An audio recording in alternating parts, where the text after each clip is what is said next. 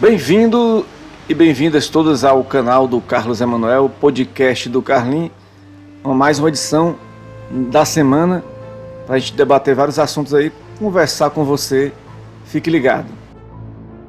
Quem é do meu tempo lembra muito dele, né? Michael J. Fox, ator de Volta para o Futuro, com Christopher Lloyd, né? Aquele filme dos anos 80, fez muito parte da minha infância, né? A trilogia, são 3 filmes, né?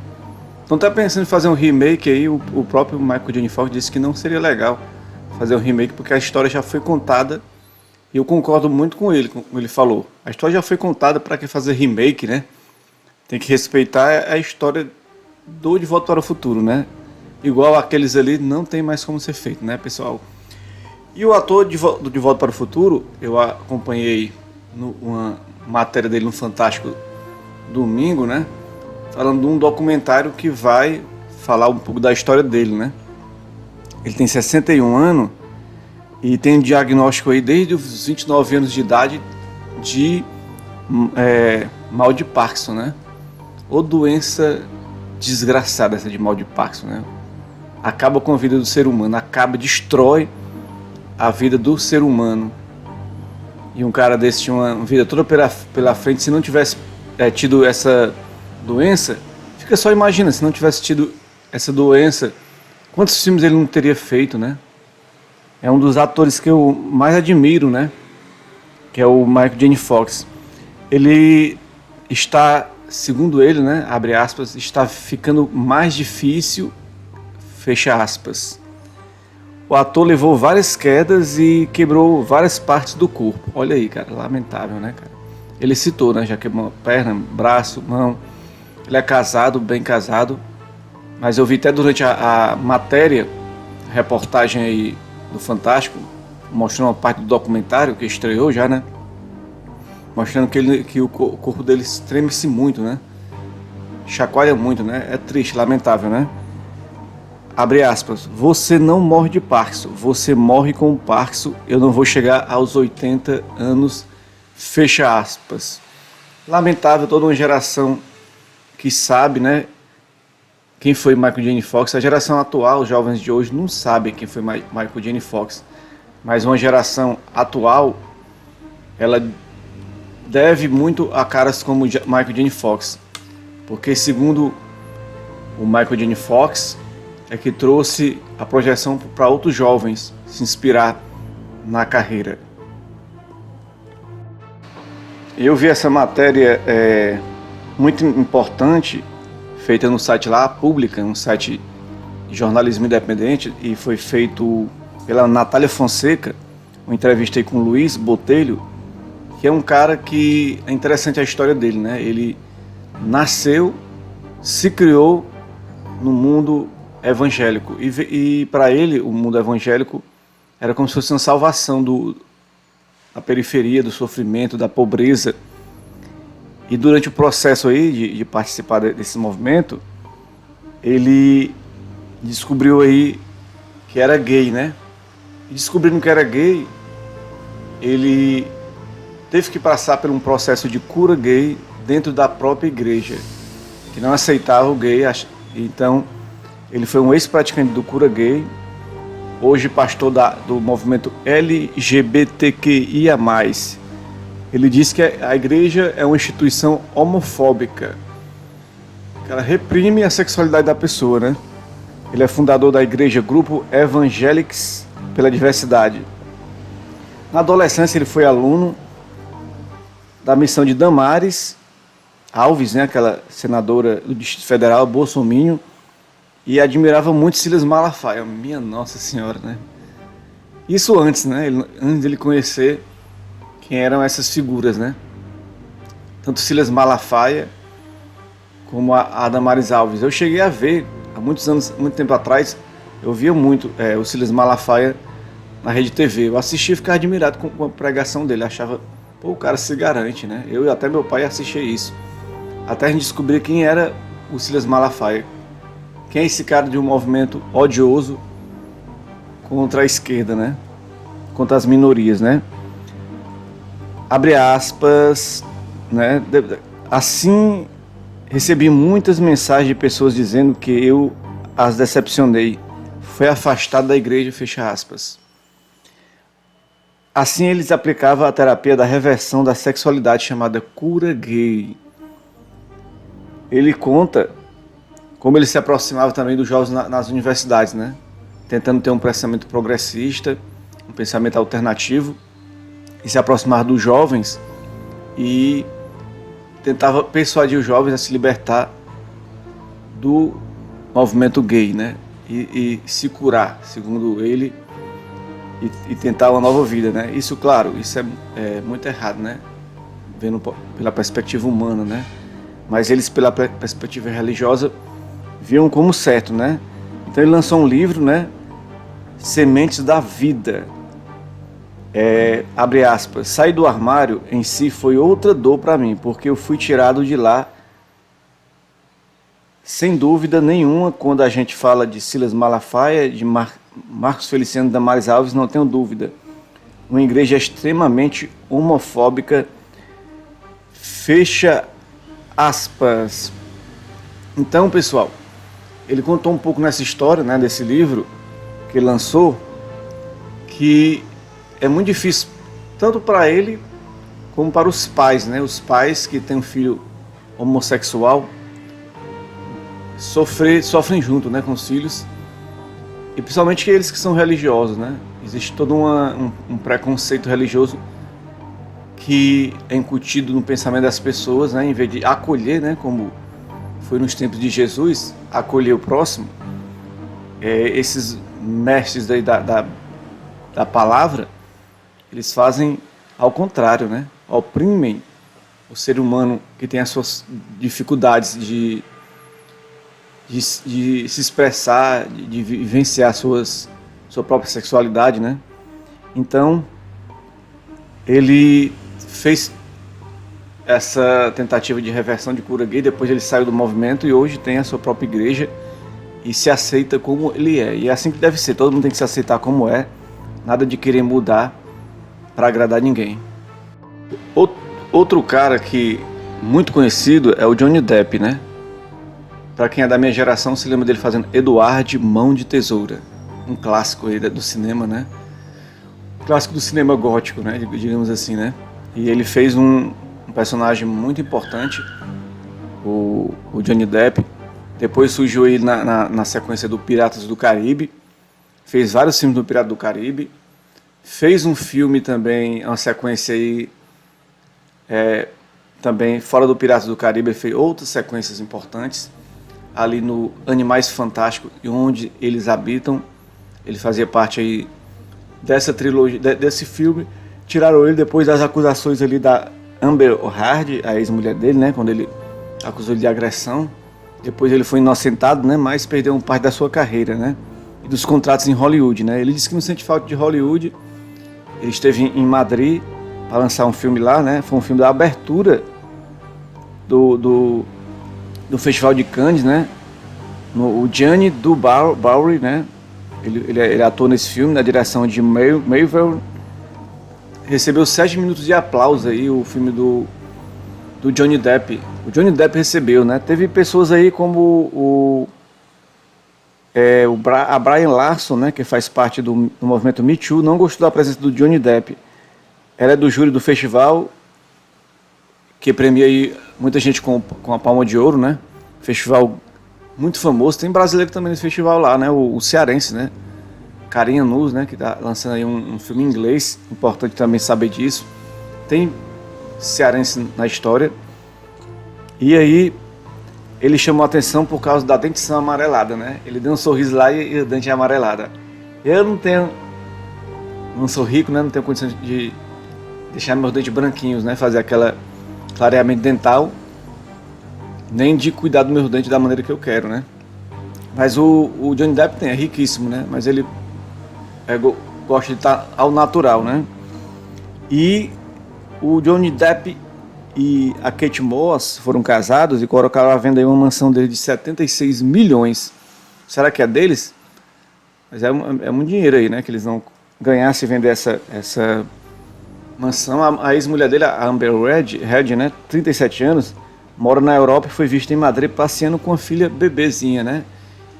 E o Johnny Depp é uma figura ícone, né, do cinema. Não tem como olhar para o cinema e não ver a figura do Johnny Depp se destacando. O Johnny Depp, ele é muito ligado ao movimento gonzo jornalismo, é amigo do Hunter Thompson, né? Para quem não sabe, o Hunter Thompson, que lançou Medo e Delírio em Las Vegas, lançou também o Diário de um Jornalista Bêbado, que conta a história de um jornalista que vai em Cuba, né? Fazer matérias, né? E tem aquelas viagens psicodélicas. E o Johnny Depp fez a atuação interpretando aí o jornalista bêbado, né? É um grande ator, né? Teve essa polêmica aí de agressão, mas foi inocentado. Se o cara foi inocentado, ele merece todo o perdão da sociedade. Não adianta você criticar a pessoa, você tem que entender, né? A pessoa. Entender que todo mundo erra, ninguém é perfeito. E que ele foi inocentado ainda mais, né? Porque se ele não tivesse sido inocentado, não teria voltado para Hollywood. Então, é o fim de uma era, né? Faustão saindo aí da Band, né? Saindo do programa diário. O programa fica só até 31 de maio, né? Depois vai ser apresentado por João Guilherme e a Anne Letterman, que ficará à frente da atração até julho, e depois também será substituído por outra atração. Ele abriu mão de salário, né, para entrar na emissora, na Band, injetou o dinheiro do próprio bolso, né, para também criar aqueles quadros, Pizzaria do Faustão, Dança dos Famosos, da fama. Ele não chegou a atingir 2 pontos de Ibope, né? O programa teve um prejuízo de 60 milhões e pode ser ainda ter uma alternativa que era uma alternativa de ter um programa até domingo, né? Mas já tem aí 2 emissoras brigando pelo Faustão, a Record e o SBT, né? O Faustão, cara, ele é um ícone da TV brasileira, sem dúvida, né? Começou como repórter de campo.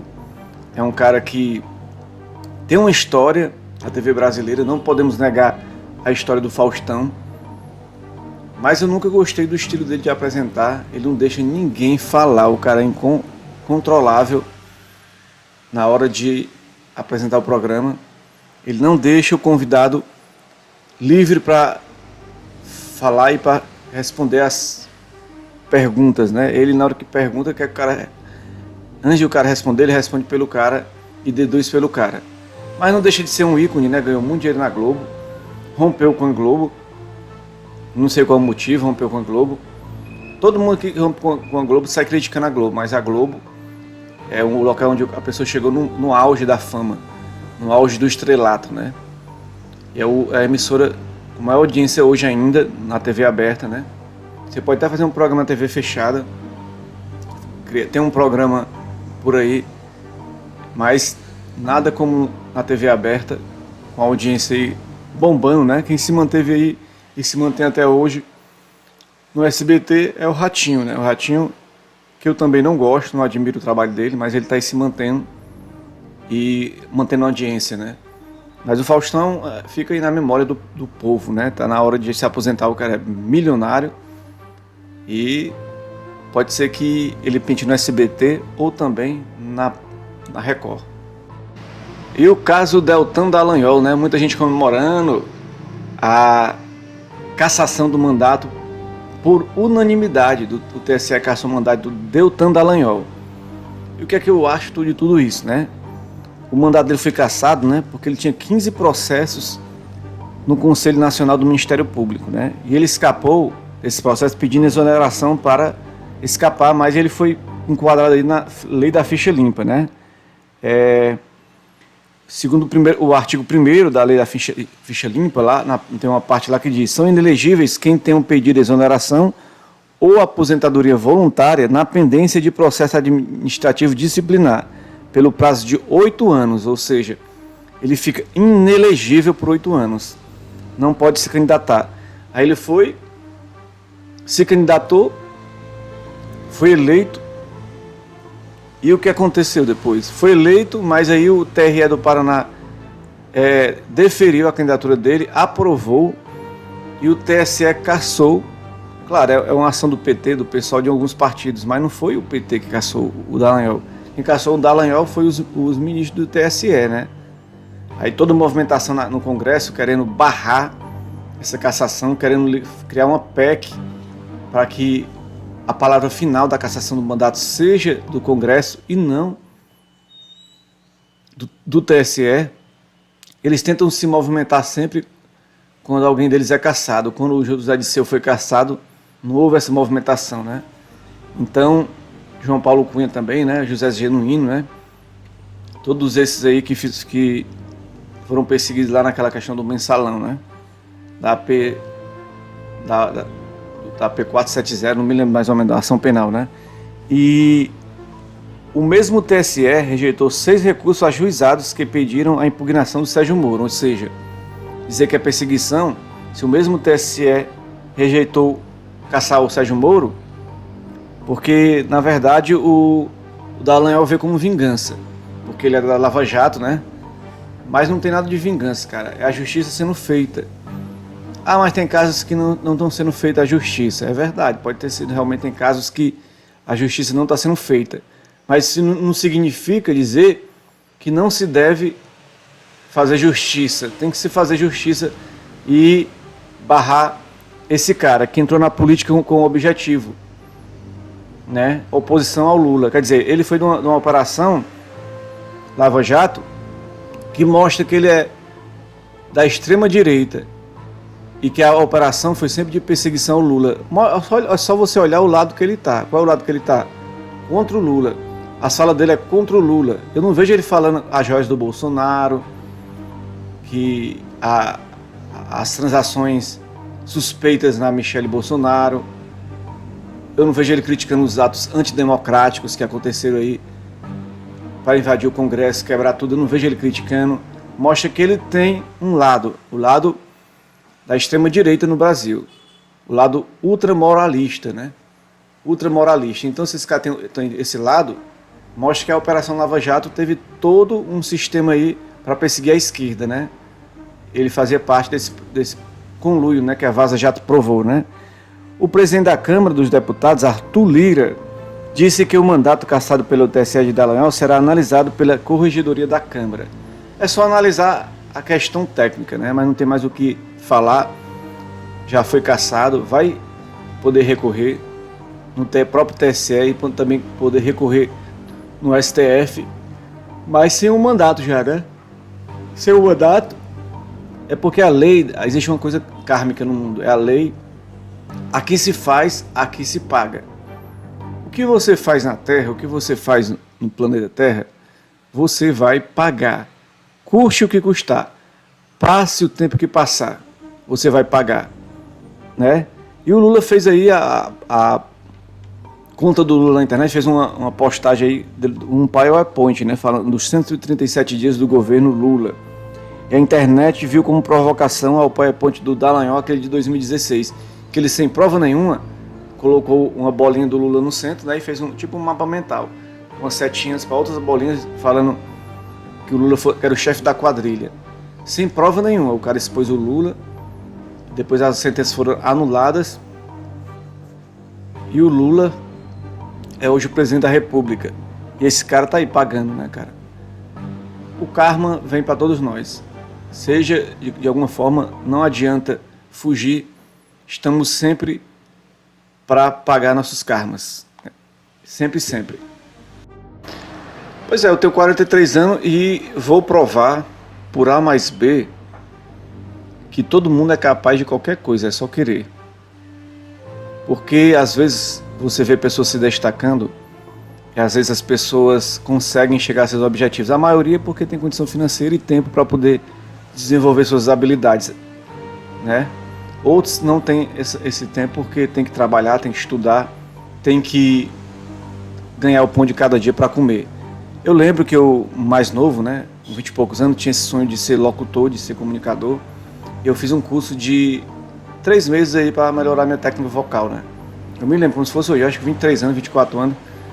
E eu fiz esse curso, eu me lembro que eu fui para uma rádio comunitária com o professor Felipe Show. Ele tinha um programa e eu era apenas o cara que lia as propagandas do programa dele e mexer na mesa. Meu amigo, eu comecei a usar essa técnica, estava sendo um locutor de destaque, essa FM lá, que eu não me lembro o nome da FM. Eu sei que o Ricardo Mourão, que era o diretor, olhou lá e quem é esse cara com essa voz? Minha voz ficou impostada, né? Eu até faz tempo que eu não faço isso, que eu perdi até a maneira de impostar a voz. Mas para mostrar que se você se esforçar, você consegue. Eu me esforcei bastante na época, né? Com esse ideal. Só que como eu não consegui oportunidade de rádio na época, em lugar nenhum, eu acabei tendo que mergulhar no trabalho e me afastei um pouco, né? Depois me formei em jornalismo, né? Mas nunca sobrou dinheiro para poder fazer um curso e desenvolver minhas técnicas, né? E eu quero dizer que eu com o dinheirinho eu vou lá e posso investir nesse curso de canto para desenvolver técnicas vocais e se eu me focar eu consigo. É como escrever, né? Eu escrevi quando eu tinha 23 anos, escrevi um livro, anos depois escrevi outro livro, cheguei a publicar na internet, depois tirei, ainda está lá no Wattpad, né? Caminhos Marginais e um de política, é ficção e política ao mesmo tempo, né? Mas eu fiz pelo caminho errado, hoje eu estou no caminho certo, estou publicando em coletâneas, publicando contos, né, em coletâneas, estou trabalhando muito firme para poder chegar ao meu objetivo de ser escritor, e eu tenho certeza que quando você se dedica, você tem foco, você consegue. Você tem desejo para você chegar em algum lugar, você chega. Pode demorar o quanto for, mas se você focar e ter objetivo, eu sei que pode sim. Se eu tivesse condições financeiras, eu ia provar para você que eu poderia ser o que eu quisesse. Ator de teatro, cantor, escritor eu sei porque eu tenho mais esse dom para escrever, né? Mas eu poderia ser várias coisas. É só você tirar aqueles programas de dança dos famosos, né? Alguns programas aí que tem na TV, que as pessoas, de Masterchefs, que as pessoas acabam virando alguma coisa que elas se determinaram por algum determinado momento, né? Então, entendeu? Então eu vejo assim também, eu acho que todo mundo pode chegar em qualquer objetivo. Basta querer, basta se dedicar. Claro, você não vai chegar, nem todo mundo tem sonho de ser cantor, de ser ator, escritor, mas você tem um sonho de ser advogado, às vezes de ser médico, às vezes tem o sonho de ser enfermeiro, de ser engenheiro, né? Você tem vários sonhos que você pode realizar e todo mundo pode realizar, é só ter tempo e paciência que você consegue realizar.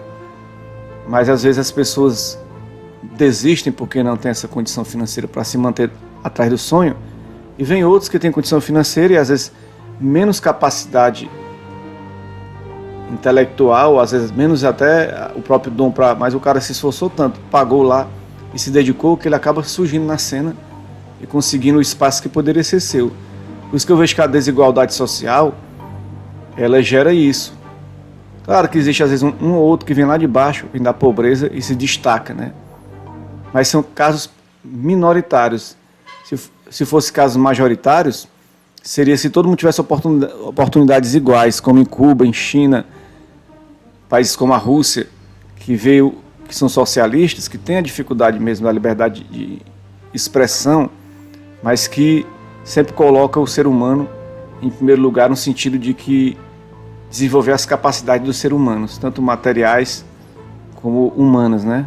Então, eu vejo sempre assim, pessoal, dessa maneira. Eu agradeço a sua audiência, a sua preferência. Fique todo com Deus, em paz, e até a semana que vem. Tchau, tchau, pessoal.